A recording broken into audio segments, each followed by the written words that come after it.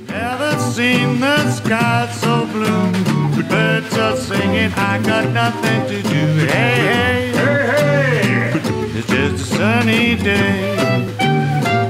It's July, it's the peak of summer, and despite our changeable weather, it's not going to dampen our enthusiasm. No! Where's my coat?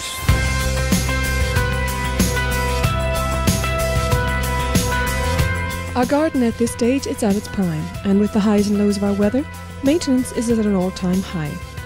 But if plants are your preference, it's important you get advice from an expert on their growth, their patterns and their maturity.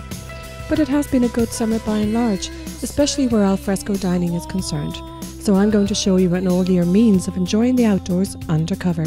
And I'm resorting to new methods to old problems when it comes to grass.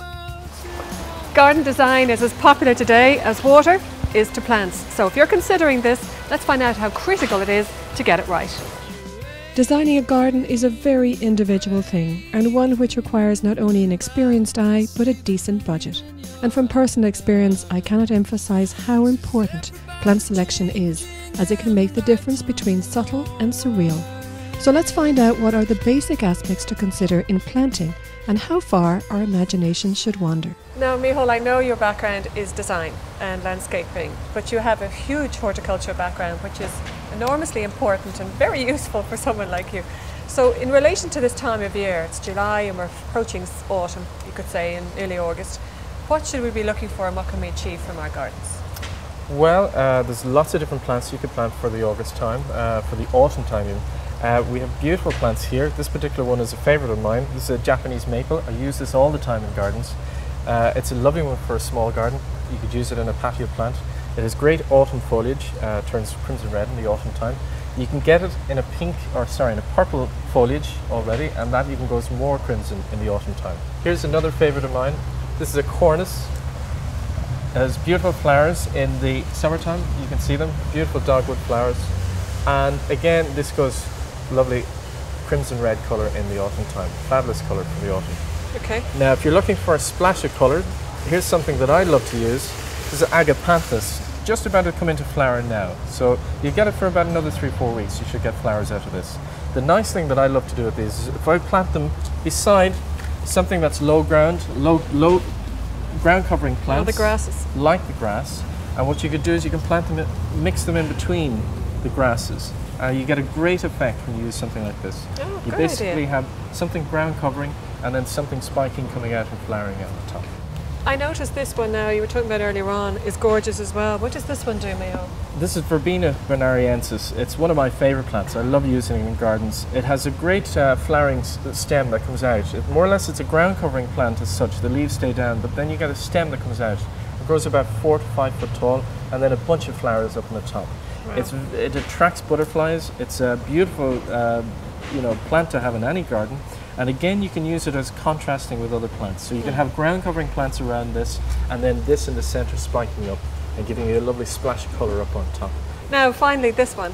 That's a Dahlia, Bishop of Llandaff. That is a beautiful one, and it will be in flower for the August time. It will be flower from July right through to August. It's a late flowering dahlia and it's a lovely one. It's okay. Beautiful. Now one of the things I notice, you have beautiful hanging baskets.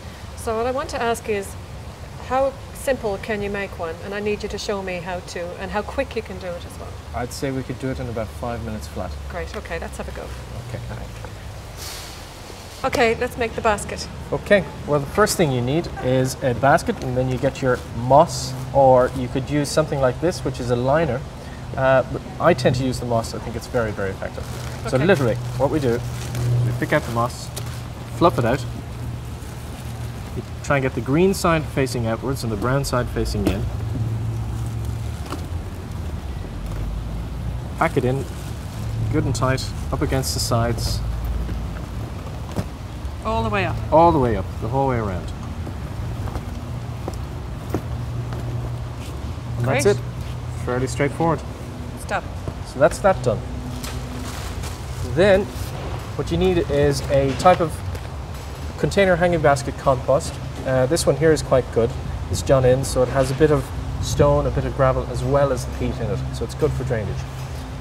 The other thing you need is some kind of a fertilizer. This one is a slow release fertilizer, but it also contains water gel an agent that holds water, it holds moisture in the soil. Okay, so we put some of this into the soil and then into that. Exactly. So basically what you do is you mix that through the soil and then you put the soil directly into the basket. This already has it mixed in. All right, okay.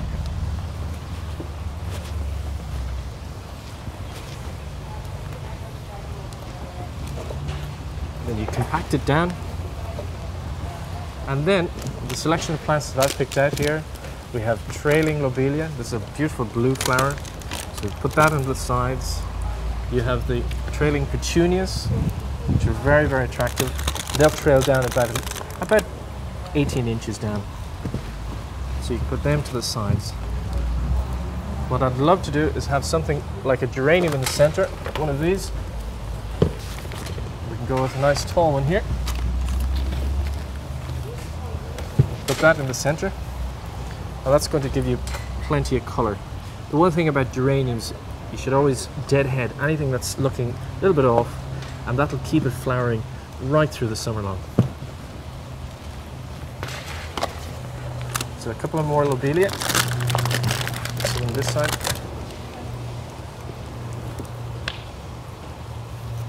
Another plant that I love is the verbena, just over here. This little purple one here, it's a fabulous one for trailing. Okay. It's a lovely one.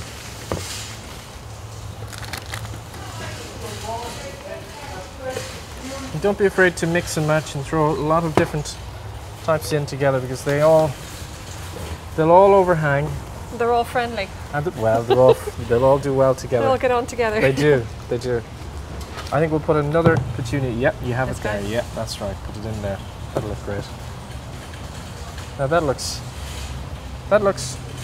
will look really, really nice. Give it about 3 to 4 weeks, and that'll just take off and fill up really, really well. Okay. This will trail down. Your Sulfinias will trail down. The lobelias will trail down. And the geranium then will give you a colour in the centre. Done. Ta-da! Was that less than 5 minutes or what? I think so. Hey, hey, hey, hey. It's just a sunny day. Coming up in part 2.